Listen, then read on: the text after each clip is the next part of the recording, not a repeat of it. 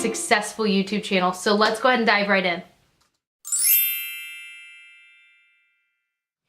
The most important thing you've got to remember, whether you've already started your channel or you haven't yet, or you're just thinking about it, is know yourself and be yourself, because there's nothing more obvious and worse than watching someone that they're not being themselves. And that's not to say you're not allowed to be giggly and silly. That's not to say you can't, but I feel like so many people get lost in these bigger gurus, and they, you can usually tell if someone loves a certain a beauty person on YouTube. They almost start to morph into them. Now, there's not anything wrong with being inspired by others and by even using their ideas or using a similar makeup trend. I mean, there's nothing wrong with that. But when you start noticing in yourself that, oh my gosh, like I'm not acting like myself. If you feel like you're turning on the camera and then suddenly being someone completely different, then you're doing it wrong. And there's no value in that. What value would you take away yourself as a person, knowing that you might gain some viewers, but you're not gaining them for your own personality or your own self? It's because you're pretending to be like someone else. But my second one is, don't be scared to be inspired by other people, but make sure you give credit where credit is due. If you're inspired to do a certain type of video that no one's really ever done because you saw someone else do it and they just started it, give them credit. Put the link to their channel. It's really easy, whether you verbally say it or just put it in the description box. It's a nice thing to do. It's just good business. My next one is in regards to sponsorships. So many people have questions about sponsorships.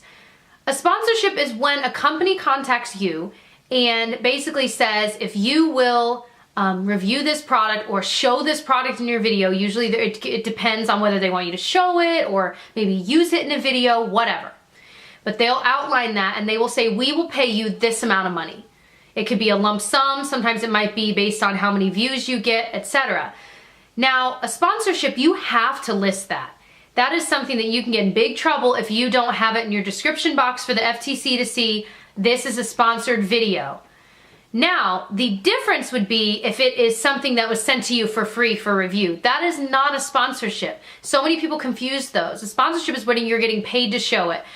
When you're getting something for free, but they're not giving you any money at all, you're just getting the product, you still have to say that it was sent for free. It's the same idea that the company was giving you something in exchange for you mentioning it.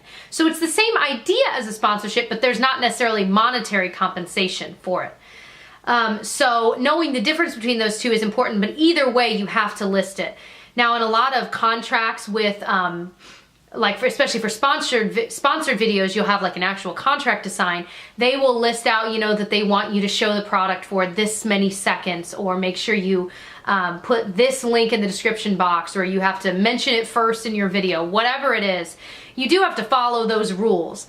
But what my advice to you would be is to be very cautious about what you're picking, because the more sponsorships you do, yeah, the more money you make, but you don't want to risk the trust from your viewers, and you don't want to take so many sponsorships that every video you're pushing out is sponsored and no one really knows what you actually like and what you don't. You want to pick things that you do actually like, and a lot of companies will let you try out whatever it is they want you to talk about before you sign a contract, so you can really kind of determine whether or not you would want to sponsor this, because you don't want to agree to something, then try it and be like, oh my gosh, this sucks, but oops, I signed a contract, so I gotta do a video on it and it's gotta be positive. Like, you want to make sure you like it before you ever sign anything. So that would be my advice. Read those contracts, try the products.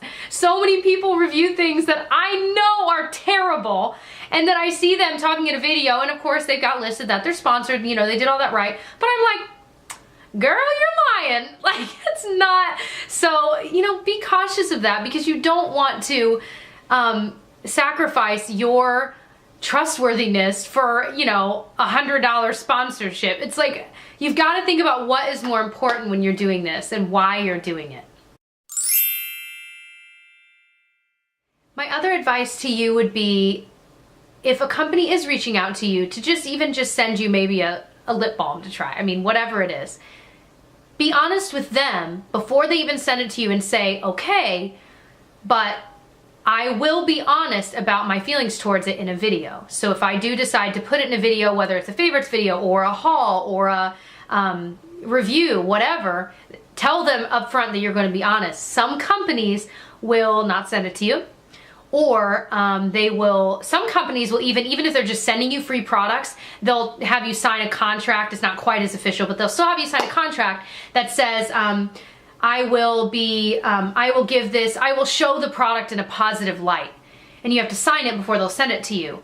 And there's been a few times that that's happened, and I've written back and said, no, thank you. Because why would I agree to that? I mean, that's just silly. When really, if I really wanted to try, I could just go buy it. It's not like it's $1 million they're trying to hand me. So it's just not worth sacrificing your trustworthiness for any of it. For a new lipstick, that's not worth it. You want to make sure you like it beforehand. So be very wary of companies that have a contract that says to show it in a positive light, especially if they're just sending you a product for free, because that usually means there's maybe something people realize about it that's maybe not so great. Another one, equipment. You can start out using your phone. That's what I did the entire first year. And a lot of people asked me during that first year of filming videos, people would ask, what equipment do you use? It's such good quality. I'm like, my iPhone. And I bought on eBay, you can buy like little tiny tabletop tripods that will fit into your phone. You can find one for your phone model, even if it's a Droid, it doesn't matter. And then you can just set it on top of whatever. I had it set atop a table and then on top of books just to get it the right height. And it was just in front of my window. So, you don't have to go out and spend. I film now with the Canon T5i. I already see how I could have spent a lot less money on a camera that really would be just the same quality, but that's just not got all the bells and whistles that I really don't even use. So, really do your research. You don't have to spend a lot of money. And lighting, I use my bedroom window. I don't have artificial light. So eventually I would love to have that because it will up the quality of your videos, but you don't have to have it. I'm in year 2 and I don't use fake light. I don't even own them. So editing wise, there are tons of free programs out there. I started using Windows Movie Maker and got pretty good at that, but there are a lot of limitations. You can't do as much with that.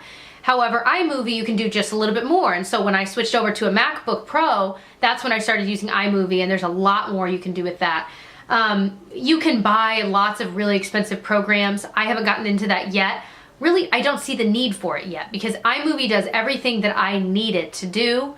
There's not really anything I'm wishing I had just yet. So, and then for like thumbnails and pictures, there are tons of free websites. My favorite is PicMonkey.com, and it literally, like, you can make collages, you can change the size so it's the right size for like a YouTube thumbnail. And then you can add words and do pictures and do, words that are kind of like with a faded background. I mean, there's so much you can do and it's all for free. So there's no reason to buy any of that kind of software either because you don't need it. There's a lot you can do for free.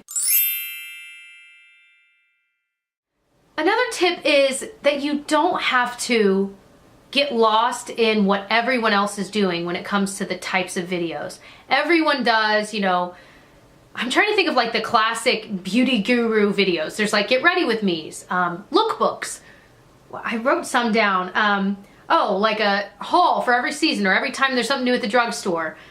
A monthly favorites video, swatch videos, tutorials. I mean, there's so many that like tons of people do, but you don't have to do every single kind. And a lot of people ask me like, why don't you do more tutorials? And I answered that in my last video, but the main reasoning was just that that's not my forte. I just like makeup, but I'm not necessarily amazing at all the different things. There are tons of makeup artists out there that do videos that would do a way better job than I would, so there's no point in just adding mine to it. So I do them from time to time, but they're not that often, and I don't feel the need to do it because it's my channel and I can do whatever I want with it. It doesn't have to be just like everyone else's. I don't really do lookbooks very often, no, I've never done a lookbook. So, and I don't have to. So there's no reason putting the pressure on yourself to, oh, well, I've got to do a lookbook because one person requests it and I've got to do, because the reality is if you don't have an interest in doing it, it's going to show through in your video. So don't even bother. Just do what you genuinely want to do because it's your channel. It doesn't matter. Like, it is such an empowering thing when you finally realize like, oh wow, just because 2 people didn't like this video doesn't mean that I shouldn't do this kind of video because I like it and other people like it, and it's my channel. Like, it really is empowering. The last thing I'll talk to you guys about is to just stop spamming everyone. I feel like when you first get started, everyone else sees like people with channels spam, and when I say spam, I mean like people that will send like the same exact copy and pasted message and put it on in a comment on like everyone's video ever. And it's so, I don't think I've ever looked at anyone's channel that's ever done that, because I'm like, I just feel like people are looking for a free handout. There's no shame in plugging your channel, but doing it in a more authentic way and not in a copy and pasted way. You know, like the ones that I've looked at would be ones where someone, maybe they watched like my makeup collection video and they wrote below and said, oh my gosh, I use the exact same this, and how do you feel about this product? And they're actually talking to me, and then they'll say, you can see what I'm talking about in this video. And I'm like, now clearly they were plugging their channel, but they did it in a way that at least you know that they actually took the time to watch your video, and that they, you know, cared at least a little bit. Whether or not they're subscribed to me, I don't know, but at least they took the time to make it more authentic. And that is the way to gain true subscribers, because if you spam a bunch of people, you might get some followers right off the bat, but odds are those people will eventually unsubscribe. You know, especially, it can just be such a mess. It's not worth it. It's just not, and I feel like it just cheapens your channel in a way. That's my honest opinion. So hopefully those tips helped you guys if you have already started a channel or if you're thinking about starting it. Those are kind of the things that are always on my mind when I think of making this video. If you have other questions or more specific questions, put them down below. I'll either answer them then, or maybe I'll even do another, like maybe a part 2 for this video. But hopefully it was helpful, and thumbs up, subscribe if you'd like, and I'll catch you guys soon. Bye. So the first thing I pulled out of the box was the Calming Yogi Tea, and this I bought 2 of, and it says that it eases mild tension.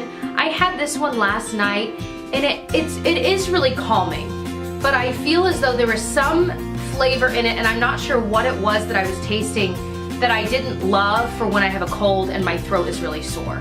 There was something that kind of bothered it. So I think this would be fantastic for if you're totally healthy and you want a calming tea, but I did not like it on a sore throat for whatever reason. So very